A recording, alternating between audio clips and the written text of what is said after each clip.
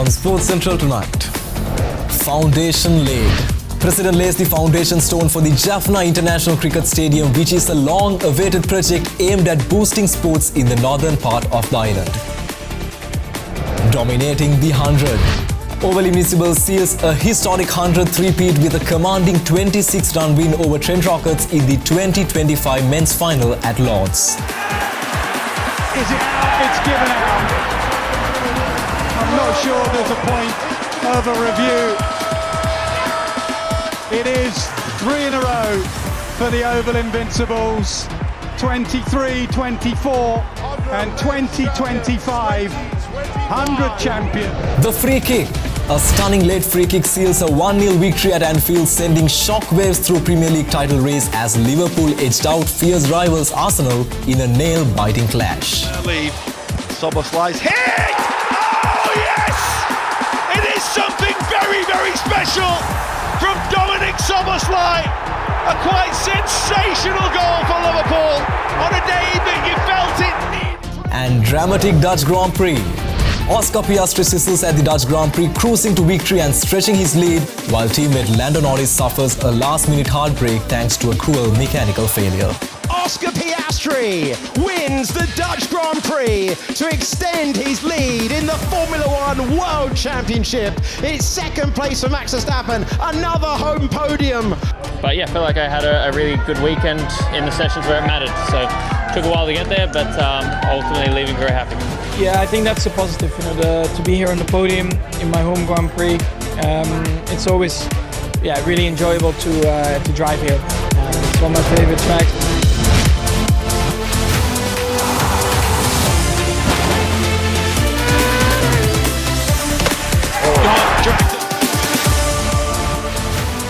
From Studio 24C, this is Sports Central.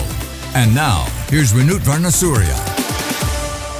Hello, welcome to our first bulletin for this week and also for the month. Coming from a packed weekend, as always, we have a lot to report to you, and we start off with some hot updates coming from the northern part of the island.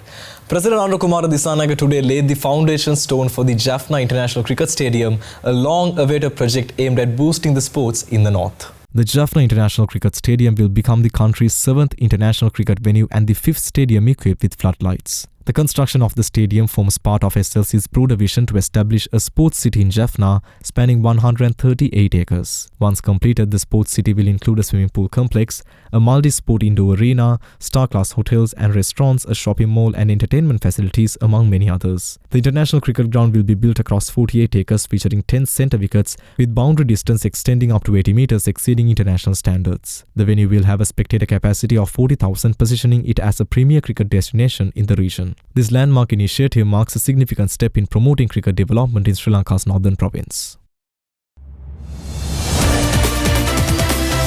With that, let's divert into Sri Lanka's tour of Zimbabwe now. A superb knock of 122 of 136 deliveries by opener Pathum Nissanka helped Sri Lanka secure a 2-0 win over Zimbabwe in their 2-match ODI series in Harare. It was Pathum's 7th ODI century. Having put it to bat first, Zimbabwe totaled 277 for 7 in their allotted 20 overs. Brian Bennett, who made 21, added 51 runs for the first wicket with Ben Curran. Curran was the top scorer for the home team with 79 runs off 95 balls with 9 fours. Sikandar Raza also contributed with an unbeaten 59 off 55 balls, which included 5 fours and a 6. Dushmantha Chamira was the pick of the Sri Lankan bowlers with 3 for 52, while Asitha Fernando bagged 2 for 67 runs. In reply, Sri Lanka reached the winning target of 278, losing just 5 wickets in the 49th over.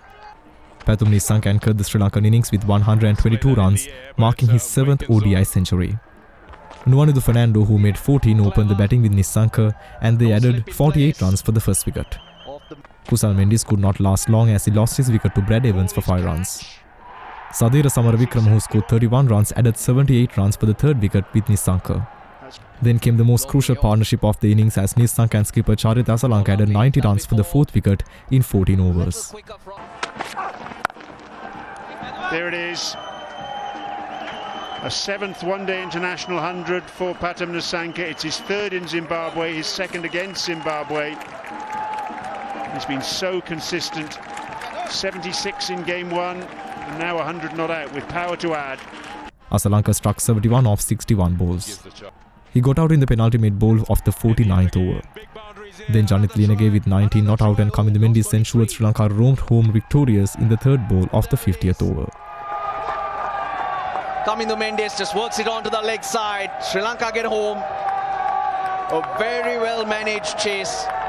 Pathum Nissanka, the star at the top, and then the captain with a half century, making sure Sri Lanka go home from the ODI series with the chocolates in the bag. A fine knock of 123 by Kavija Gamage could not prevent Sri Lanka losing to West Indies by 12 runs in the first youth ODI of the 7-match series. The match played at Coolidge Cricket Grounds. The home team won the toss and opted to bat first. They amazed 256 runs before being bowled out in the last over of their innings. Jonathan Van Lang anchored the innings with 83 runs, while Zachary Carter and Matthew Miller made 39 and 33 respectively. Vigneshwaran Akash was the pick of the bowlers for Sri Lanka Youth, capturing 4 wickets for 33 in his 10 overs. In reply, Sri Lanka Youth were bowled out for 244 runs in the 48th over. Kavija Gamage struck 123 off 104 balls with 14 fours and 3 sixes. Oh, beautifully played. Well, this could be the 100. 100. Well What a played, knock. young man. What a knock. He looks up to the heavens. He'll remember this for a long time. 101 of 81 balls, 12 fours and 3 sixes. A strike rate of over 124. Adam Hilmi made 41 runs. With this 12-run win, the Windies youth take a 1-0 lead in the 7-match ODI series. Across, cleaned him up. It's all over. West Indies take victory. Well bowled, young man. He saw him come across. The Fast 5 netball tournament came to an end at the St. Joseph's Indoor Stadium in Maradani yesterday. This Fast 5 netball tournament was organised by All Girls Association of Ladies College Colombo. The tournament featured Women's Open, Men's Open and Mixed Open, with 15 teams vying for the honours. In the Mixed Open final, Old Joes defeated CDB to emerge as winners. The scoreline was 14-12. Meanwhile, United won the men's final, defeating Gem City by 14 points to 6. In the women's final, Trackmasters beat Familians by 13 points to 8. Wesley College Colombo won the Sri Lanka Schools Under-18 7-a-side rugby championship held in Kandy for 2 days. They beat DS Serenaka College Colombo in the finals. Sri Lanka Schools Under-18 7-a-side rugby championship held at the Bogambara grounds in Kandy over the weekend. 24 teams took part in this year's tournament. The Shield final was held between Dharmaraja Kandy and St. Aloysius Gaul, in which the boys from Kandy won the encounter by 33 points to 5. The bowl final was played between Anand Colombo and Thurston Colombo. After a close tussle, the Anandians emerged as winners and the scoreline was 26-24. Sri Sumangala Kandy won the plate final by defeating Lumbini College Colombo by 33-17. The final of the Cup Championship between Wesley and DS Senanayaka was a close contest. Wesley led 12-0 at Lemons. Although the DS youth came back strongly in the second half, scoring back-to-back tries, it was too late. The final score was 19-12 and Wesley was crowned the champions of the Sri Lanka Schools Under-18 7-a-side Rugby Championship.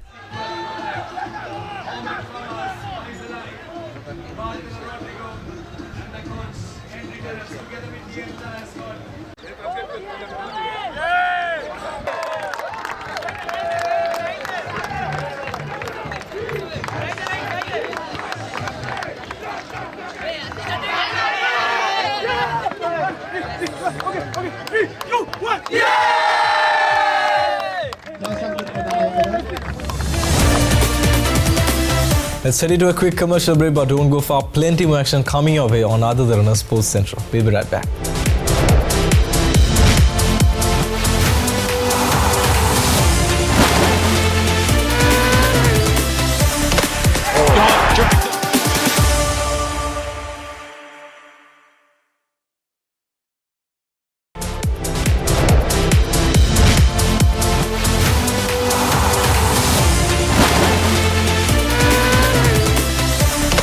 Oh,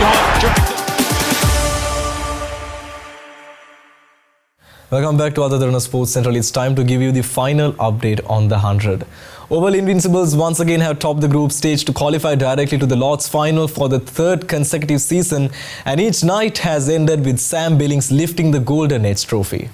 Taking the first lease off wicket, Oval Invincibles totaled 168 off 5 in their allotted 100 balls. Will Jacks got them off to a flyer, hitting the first ball of the match down the ground for 4, and went on to record the highest individual score in men's 100 final as Invincibles posted a 168. The England right-handers matched 7 fours and 2 sixes, scoring 72 runs. Full toss. Has Jacks found the gap? Yes, he has. That's the boundary I was talking about. Ben Sanderson. Big shot. Huge shot. Top tier. And this is exactly why they prefer George Linda bowling. He's got the height to work with the bounce. A competition record successful chase at Lord's was still required, though despite a relatively bright start, it quickly looked beyond the Rockets. And as fewer balls as possible. Shot down the ground. Has he got enough of it to go over the rope? No, that's a fabulous catch. Brilliantly judged by Will Jacks. He is superb in that position at long on. Nathan Slaughter took 3 wickets for just 3 runs in his first 10-ball set, removing Joe Root, Rehan Ahmed and Tom Banton to leave the Rockets reeling. He goes down the ground like Root. Is he going to befall the same fate as Root? He is. The Invincibles. And for Nathan Salter. Root, Rehan Ahmed, Banton, all gone. Marcus Stoinis launched an assault, making 64 runs off 37 deliveries, but it came too late and Rockets finished well on short 142 for the loss of 8 wickets. Saqib Mahmood had Stoinis LBW from the last ball of the match to start the Invincibles celebrations after another victory at the home of cricket. Is it out? It's given out. I'm not sure there's a point of a review. It is 3 in a row for the Oval Invincibles. 23-24 and 20-25. 100 champions. Moving to the football field now, Liverpool's Dominic Szoboszlai struck the first telling blow in the Premier League title race with a dazzling free kick late on, giving his side a 1-0 victory over rivals Arsenal in a cagey contest at Anfield yesterday. Both sides have won their opening 2 games to set the early pace, and it looked like they had opted to keep their powder dry for the battles ahead until right back Szoboszlai stepped up in the 83rd minute to seal it. After Arsenal's Martin Zubimendi brought down the speeding Curtis Jones around 30 minutes from the goal, it looked a long way out, but Hungarian Szoboszlai struck his right foot effort with a power and precision to leave David Raya cloving at thin air. Szoboszlai's hit! Oh yes! It is something very, very special from Dominic Szoboszlai. A quite sensational goal for Liverpool. It was a rare moment of quality in a game that promised a great deal but delivered little in terms of excitement. But champions Liverpool, who looked rock solid again after having conceded 4 goals in their opening 2 games, will not care about that as they made a big statement of intent in their quest to win back the title. Arsenal have not won a league game at Liverpool since 2012, and that sequence now extends to 16 matches.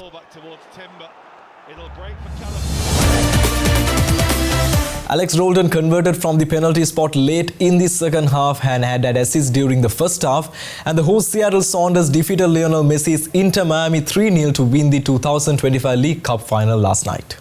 The match was marred by a melee at the final whistle involving multiple players from both teams.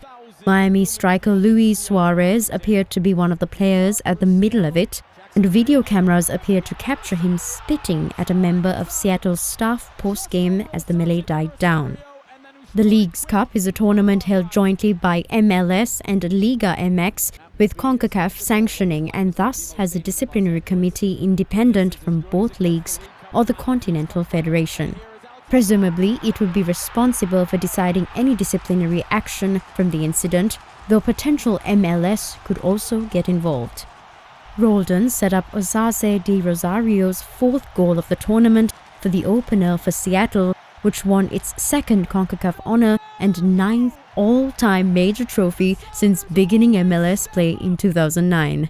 It's the Sounders' first since they defeated Mexico's Pumas UNAM over 2 legs to win the 2022 CONCACAF Champions League, ending a run of 16 consecutive Mexican champions in that event. Miami failed to secure its third major trophy since Messi's arrival during the summer of the 2023 season and its second Leagues Cup title after winning the 2023 event. The Herons are still guaranteed a CONCACAF spot next year, but they will start in the first round unless they win the 2025 MLS Cup. Seattle was dominant during the first half and went deservingly in front at the 26th minute. Jesus Ferreira played the initial ball out wide to Roldan on the right, and Roldan curled in and out swinging cross to the far post, where Di Rosario met it with a decisive header.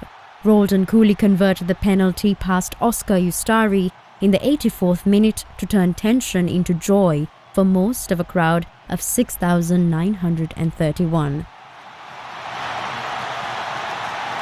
Holy prime time delivers! The Sounders are going to win League Cup! Liverpool have agreed to deal sign Swedish striker Alexander Isak from Newcastle United on a long-term contract for a British record fee of around £130 million. Protracted negotiations of the deal have dominated the Premier League transfer window, which closes today with a Liverpool bid of £110 million for the 25-year-old rejected earlier in August. Neither Liverpool nor Newcastle immediately responded to a request for comment outside normal business hours early today morning. Isak scored 23 league goals last season to guide Newcastle back to the Champions League with a fifth-placed finish, while he also scored in the League Cup final against Liverpool to give them their first domestic trophy in 70 years. He did not join Newcastle on their pre-season tour and was forced to train separately in a tense standoff with the club, which manager Eddie Howe grimly described as a lose-lose situation.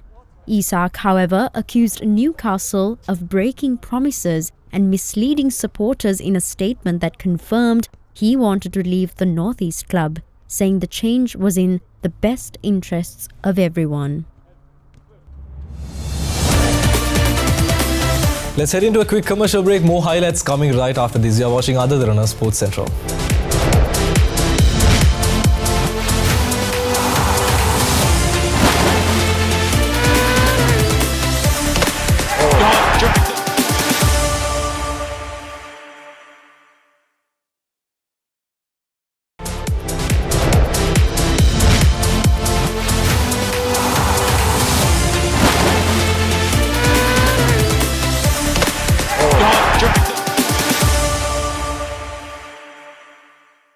Welcome back to Other Derana Sports Central. Updates from the US Open now. Novak Djokovic made history at the age of 38 after his 6-3, 6-3 and 6-2 victory over Jan-Lennard Struff in the last 16 of the US Open, saw him become the oldest man to reach the quarterfinals at all 4 Grand Slams in the single season. The victory also moves Djokovic into his 64th Grand Slam quarterfinal, extending his all-time record and keeps alive his pursuit of record 25th major title. Djokovic dominated for the opening game, breaking a 35-year-old German serve 6 times during a 109-minute match. Struff, ranked number 144 in the world, had defeated 2-seeded players to reach his first US Open 4th round, but was unable to put any serious pressure on the 7th seed. Struff leaves the tournament with the second highest ace count in the men's draw to at 66, but he lands less than half of his first serves in the match, and with his most potent weapon misfiring, Djokovic duly prospered. The 4-time Flushing Meadows champion was near untouchable on serve, firing 12 aces while winning 79% of first serve points. Djokovic, who required some treatment from the physio on his right shoulder and forearm during the match, next faces American Taylor Fritz. Meanwhile, on the women's side, defending champion Ariana Sabalenka thumped unseeded Spaniard Cristina Busca 6-1, 6-4 on to seal her return to the quarterfinals, ramping her bid for a first-time Grand Slam title this year after defeats in 2 major finals. The world number 1, beaten in both Australia and French Open finals, enjoyed a most comfortable win in New York this year as she inched closer to becoming the first woman since Serena Williams to win consecutive US Open titles.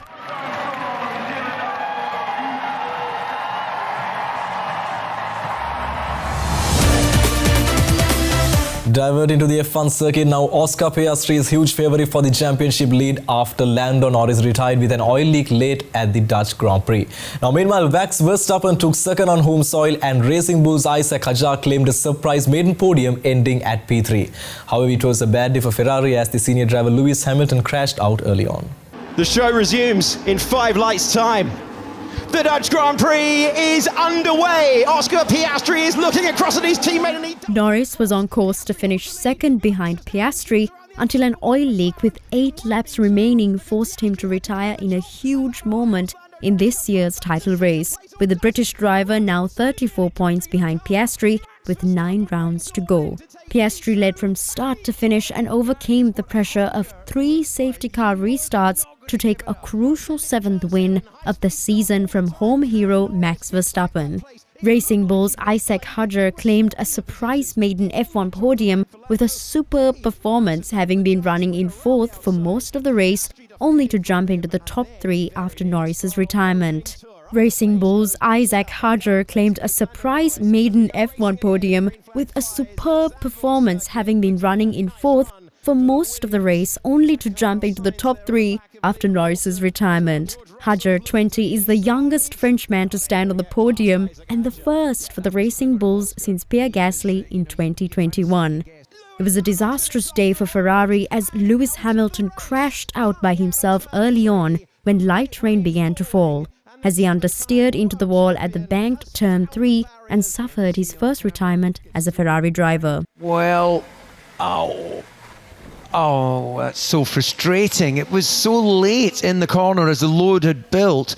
Later on, Charles Leclerc was hit by Mercedes' Kimi Antonelli, also at turn 3, meaning both of the Ferraris did not see the checkered flag ahead of their home event at Monza next weekend. Lando Norris is retiring from the Dutch Grand Prix. A huge moment in the World Championship. And it's Piastri, Verstappen, and on for his first podium in Formula One is Isaac Hadjar. Oscar Piastri wins the Dutch Grand Prix to extend his lead in the Formula One World Championship. It's second place for Max Verstappen, another home podium. But what a sentence this is! Isaac Hadjar, you are P3, and he started his Formula One career in the barriers on the formation lap, race 15. He is heading to the podium. Yeah, it feels great. It happened way earlier than expected.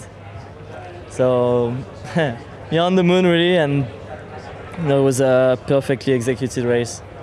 No mistakes really, and car pace was just a bit too good, I have to say. I feel like I controlled it well, used the pace when I needed to, saved when I needed to, and obviously the ending was unfortunate for Lando. But yeah, I feel like I had a really good weekend in the sessions where it mattered. So it took a while to get there, but ultimately leaving very happy. Yeah, I think that's a positive, to be here on the podium in my home Grand Prix. It's always really enjoyable to drive here. It's one of my favorite tracks, and then with the support here as well, it really it gives me goosebumps all the time that I go out, and just in general that support during the race also. Japan's Akane Yamaguchi claimed her 3rd world title, and China's Shiyuki earned his maiden crown as they triumphed in the women's and men's single finals at the Badminton World Championships in Paris. She, the 29-year-old top seed and runner-up in 2018, beat defending champion Kunlavut Wittgenstein of Thailand 19-21, 21-10 and 21-18 in a tense final lasting 1 hour and 17 minutes. She levelled the match with a dominant second game before edging a thriller decider.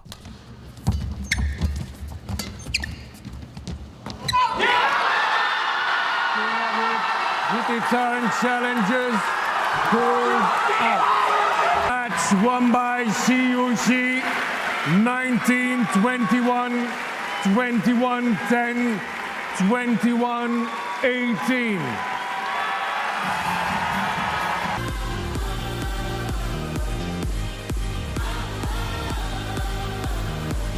La cérémonie des médailles est désormais terminée. À venir dans quelques instants, la dernière finale. Yamaguchi, who is 28, who previously won in 2021 and 2022, is past Chen Yufei of China 21-9 and 21-13 in the 37 minutes to become the only second woman after Spain's Carolina Marin to lift 3 world single crowns. Chen earned her 5th medal at the championships, adding a second silver to her 3 bronzes. Chen, playing with heavy strapping on her right ankle after an injury in a semi-final win over Olympic champion An Seng-yang, struggled to match Yamaguchi's pace and position. In the men's doubles final, South Korea's Kim Won-ho and Siu Sang-jae beat China's Chen Bo-young and Li Yu 21-17 and 21-12. In the women's double final, China's Liu Sheng-sung and Tang Ning beat Malaysian pair Pearly Tang and Tina Muralidharan in 3 games 21-14, 20-22 and 21-17. In the mixed doubles final, Malaysian duo Chen Tangji and Tong Evi beat China's Jiang Sengbang and Wei Jiaxing 21-15 and 21-14.